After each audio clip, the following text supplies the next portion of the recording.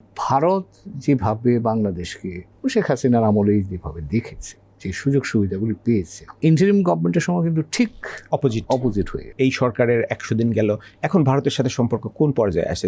এখনো দুই পক্ষের মধ্যে আস্থার জায়গাটা যে পুরোপুরি তৈরি হয়েছে সেটা বলা যাবে না। এখন যে নতুন সরকার, তারা চেষ্টা করছে যে একটা ব্যালেন্সের জায়গায় আসবার জন্য।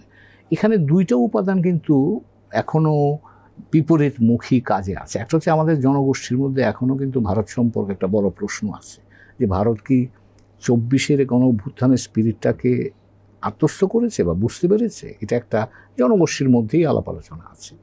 ভারতের দিক থেকেও সেটা আছে। তবে আমার ধারণা দুই পক্ষই একটা নতুন বাস্তবতায় আমরা এখন আছি, এবং এই বাস্তবতায় নতুন করে কিভাবে সম্পর্কটাকে পুনর্বিন্যস্ত করা যায়, নীতিগতভাবে এই ব্যাপারে তারা একমত যে এটা নতুনভাবে সাজাতে হবে। আমরা যদি একটু পেছনে ফিরে তাকাই, এই বিএনপি যখন আগে ক্ষমতায় ছিল 2001 থেকে 2006 সাল পর্যন্ত, ওই সময় কিন্তু ইন্ডিয়ার সাথে সম্পর্ক খারাপ হয়েছে।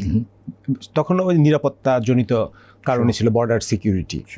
আবার চায়নার সাথেও একটা পর্যায়ে সম্পর্ক খারাপ হয়েছিল। তাইওয়ানকে তারা ঢাকায় লিয়াজো অফিস বা ডিপ্লোম্যাটিক অফিস খুলতে দিয়েছিল। মানে আগের রেকর্ডগুলো কিন্তু মানে মনে করিয়ে দেয়, যেটা হচ্ছে যে আপনার একটু হুমজিকেলি কোনো স্টেপ নিলেই ব্যাকফায়ার করতে পারে।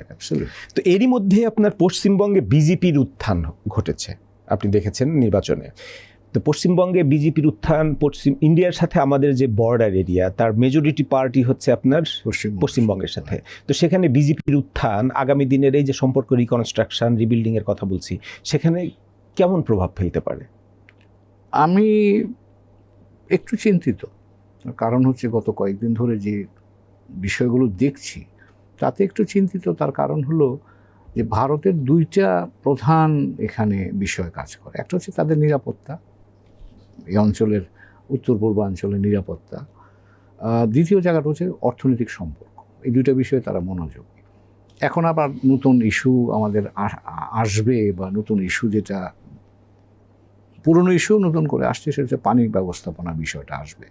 তো এখন এই দুটো বিষয়ের মধ্যে নিরাপত্তা ইস্যুটা আমার ধারণা এখন আমাদেরকে সিদ্ধান্ত নিতে হবে, সরকারকে সিদ্ধান্ত নিতে হবে যে তারা কিভাবে এটা ভারতের সাথে এই সম্পর্কটা নির্ধারণ করবে। আপনি যেটা উল্লেখ করেছিলেন, এ ব্যাপারে ভারতের মনের মধ্যে একটা খচখচানি আছে, তাদের ভেতরে একটা সংশয় আছে।